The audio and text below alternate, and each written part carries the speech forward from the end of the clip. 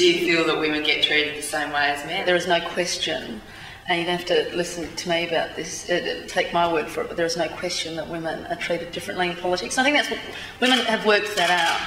So a woman's appearance, the way she styles her hair, the shape of her nose. I mean, as a woman in politics, you're deluded if you think that that's not something that you will be judged upon. Okay, you will be judged upon that. How do we fix that? And you spoke of over time, a critical mass. You need a critical mass of, diversity. The Parliament needs to reflect, the diversity that is our community. The best person ever in politics for us, I think, was Amanda Vanstone. She's a big woman. She's not unattractive in her face, but she was a big woman. And she summed it up in one great line in Parliament one day when they were ragging her about her size.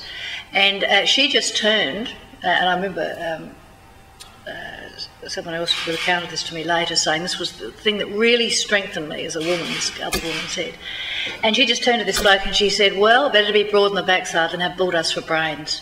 And it just silenced the Senate, And I think she just took it up to them, And I think if women are strong enough to say, well, look, if you want to sit here and critique my earrings, you waste your time doing that. But I'm here to talk about some serious issue. Should we have some confidence that in 50 years' time, people in exactly our roles will be having the same conversation? I think you should have confidence. Yeah, I actually think you should. Well, I'm very optimistic about it because I think the issues about gender inequality and so on will be irrelevant in 50 years' time. I really do. Grace is under the sort of immediate pressure of that situation, and there's obviously a high expectation on her with her daughter to provide for this. But I think that it's changed significantly already since we had people burning their bra in rallies down here in the 70s, and the issues are still the same. To the extent of, childcare. People are the same. But we were talking about tax deductibility of childcare in those days, and now it's, other aspects of it. So the responsibility won't go away, and how you best manage that. But the issue of whether male or female, advancement and gender equality and things will be irrelevant. Yeah. Look, I'm hopeful things will get better, and things will get better because they have over time. I mean, when you are in the eye of the storm, it's hard to, I'm still arguing with my daughter at 7 o'clock this morning, but yeah, they will get better, and men will play an important role in that getting better. For instance, in Parliament last term, we changed sitting hours. They were made family friendly.